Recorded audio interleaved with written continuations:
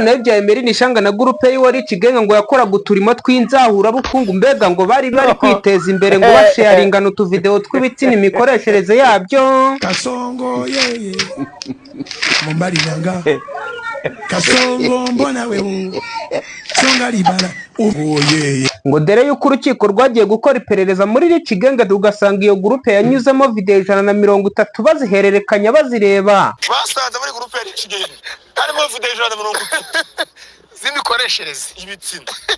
Ryitatu nizabo gusa turaza kujya kubyisobanura ariko byaba uburyo wihuta.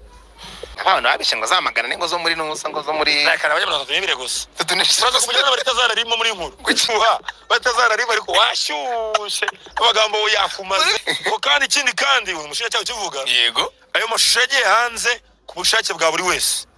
Ku munsi wa none ku itariki 6 nibwo ku rukiko bagaragaje ibya ya Rici Geng bakabishyira hanze uburyo bagiye bakora amavideo y'imikoreshereze y'ibitsina rimwe na rimwe bakagenda bavuga yuko ngo karaka business bari bishingiye mbega karakarimo kamaboko bari barimo kurwanya icyo bita ubukene. Ntabwo warusha imbaraga Dawidi, nta muntu uri hano washwanyaguze ipisi cyangwa inkoko.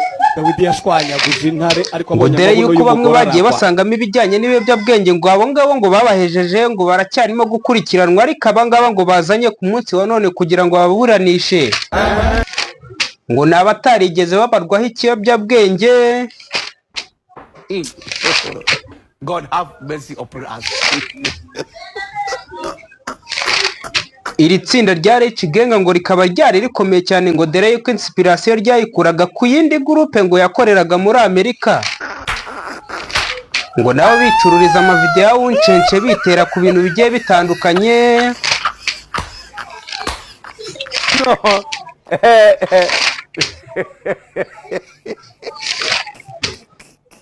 Nagira ngo mbabwire yuko ku munsi wa none ubwo baburanishaga bamwe na bamwe Emelyn Ishanga rwose nta wigeze ugaragara kereka niba yaburanishirijwe mu muhezo.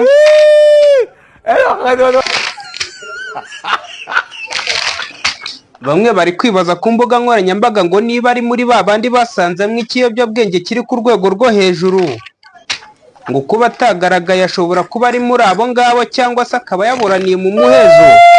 Ibintu bitigeze bigaragara kuko urubanza rwaburaniwe ahagaragara.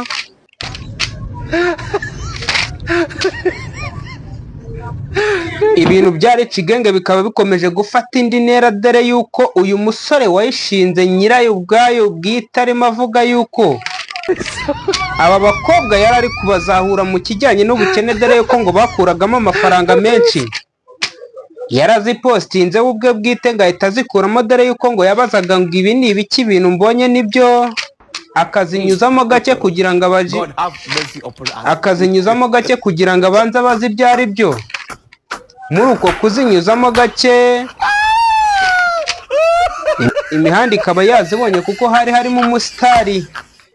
So guys, nibyiriwe kuri no mihanda rero byagaragaye yuko baje kuburanisha bamwe muri ba bakobwa bakoze ibijyanye no kugaragaza amavideo y'ibitsina byabo bayikoresha mu bintu bigiye bitandukanye, bakoresha amavide, amacupa, ibintu nk'ibyo, banavuga amagambo agiye atandukanye.